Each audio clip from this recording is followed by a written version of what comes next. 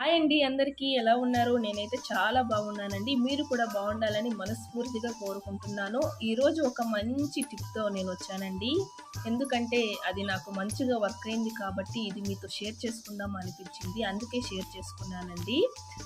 ఏం లేదండి. ఈ ఈ లవంగాలున్నాయి కదండీ! ఎక్కువ దగ్గు వచ్చి టాబ్లెట్స్ వాడినా, సిరప్ వాడినా తగ్గకపోయేసరికి ఆ దగ్గుతో చాలా ఇబ్బంది పడుతున్నాం కదండీ! అందుకే పెద్దవాళ్ళైతే 3 లవంగాలు, చిన్నవాళ్ళైతే 2 లవంగాలు, పెద్దవాళ్ళు ఇలా 3 లవంగాలు తీసుకొని, ఈ రాళ్ళుప్పు అంటారు కదండీ! ఆ రాళ్ళుప్పులో ఒక 2, 3 రాళ్ళని ఇలా తీసుకొని, వీటిని దాలువలో పెట్టుకొని కచాపచా నమిలి అలాగే ఉంచుకోవాలండి. దీంట్లో ఉన్న వగరంతా మనం పీల్చుకోవాలి. అప్పటిదాకా దీన్ని దాలువలోనే ఉంచుకోవాలండి.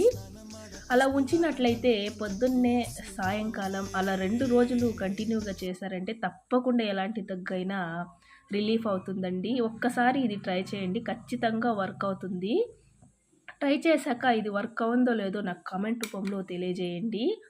మంచి టిప్ అండి. నాకు కూడా 15 దినముల నుంచి ఎక్కువ దగ్గు ఉండడం వల్ల నాకు ఇలాగే మా తాతగారు చెప్పారండి. అందుకే నేను ట్రై చేశాను. చాలా బాగా అనిపించిందండి.